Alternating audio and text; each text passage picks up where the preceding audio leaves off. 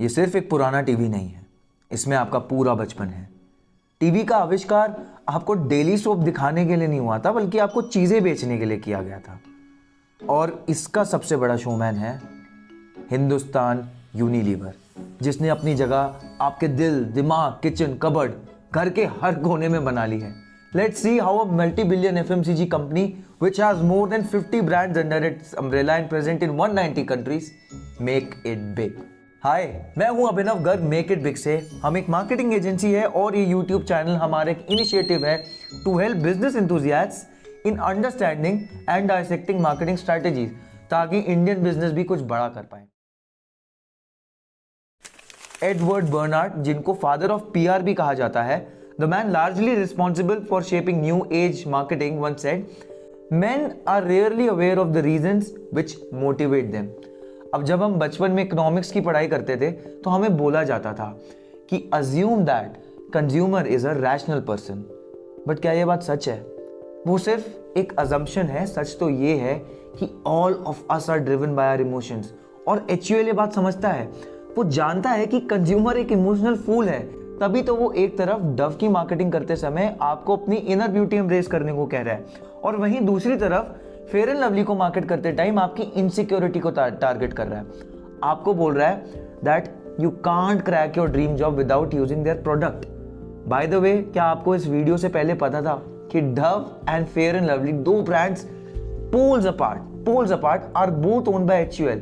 अगर नहीं पता था तो चैनल को सब्सक्राइब करो और ऐसी और इनसाइट्स के बारे में जानोगे, तभी तो एक सक्सेसफुल बिजनेसमैन बनोगे भाई। तो एक पुरानी कहावत है, 5 उंगलियां एक बराबर नहीं होती है। कहने का मतलब ये है कि इंडिया एक डाइवर्स मार्केट है और यहाँ लोग अलग अलग तबके से आते हैं, अलग अलग अनुभव जीते हैं और अलग अलग सोच लेके बड़े हुए हैं। और इसी डाइवर्सिटी को मार्केटिंग की भाषा में कहते हैं सेगमेंटेशन। अब इसे एक एग्जाम्पल के साथ समझते हैं। 2 मार्केट्स हैं, दिल्ली और मुंबई। दोनों मेट्रो सिटीज हैं पर काफी अलग है even when it comes to basic things like roti, kapda and मकान।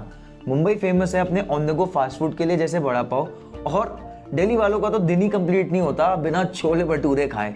दिल्ली में हर सीजन के साथ कपड़े बदलने पड़ते हैं, जबकि बॉम्बे में इंसान कपड़े से ज्यादा छाते बदल कर थक जाता है।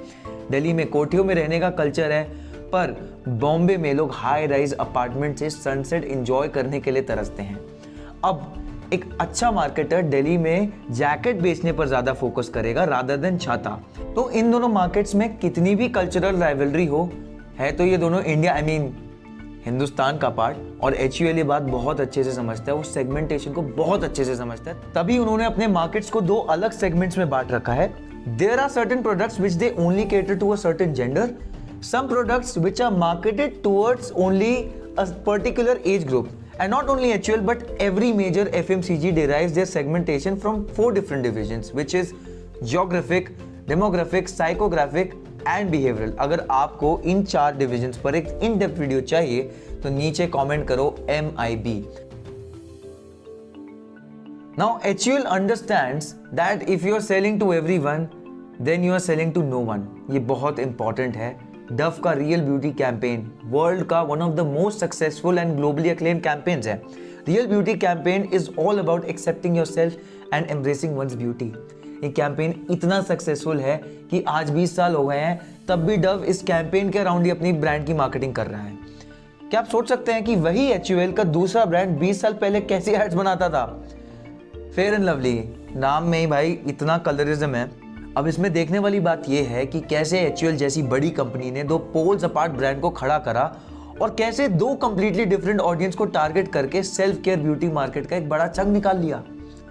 सक्सेसफुल FMCG कंपनीज कभी भी आपको प्रोडक्ट नहीं बेचती है, वो आपको आइडियाज बेचती है। जैसे यहाँ पे ब्यूटी के 2 अलग अलग आइडियाज हैं और जिस आइडिया से आप रेजोनेट कर रहे हैं आप वही प्रोडक्ट खरीद रहे हैं। अगर कस्टमर एड और ब्रांड की जगह प्रोडक्ट के पीछे का लेबल पढ़ना शुरू कर देना तो शायद इस देश में कुछ बनेगा और शायद इस देश में कुछ बिकेगा।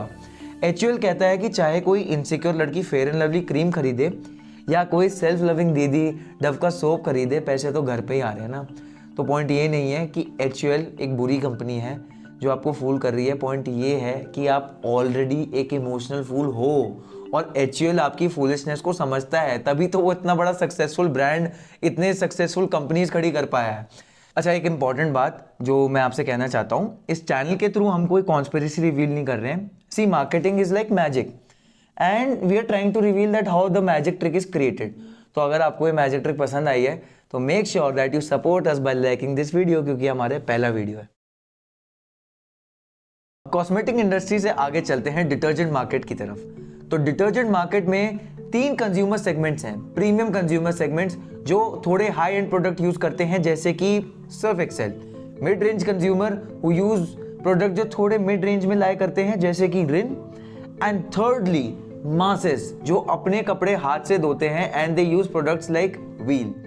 अब ये 3 detergents, Surf Excel, Rin and Wheel, you want to guess इनके डैडी कौन है? You guessed it right. Again, it's HUL. पर आप पूछेंगे कि HUL एक ही कैटेगरी में ये 3 प्रोडक्ट्स क्यों बेच रहा है? Well, there are 2 reasons for that. एक तो ये है कि HUL हर तरह के कंज्यूमर के सामने अपने आप को पोजीशन करना चाहता है, no matter the economic background.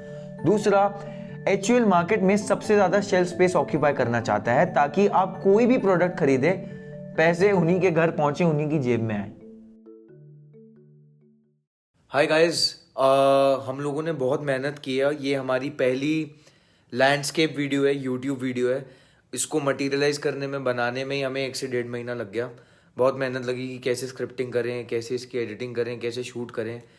तो पूरी टीम ने, मेक इट बिग की टीम ने बहुत मेहनत की है। So I hope you like it. हम आगे और इम्प्रूव करेंगे।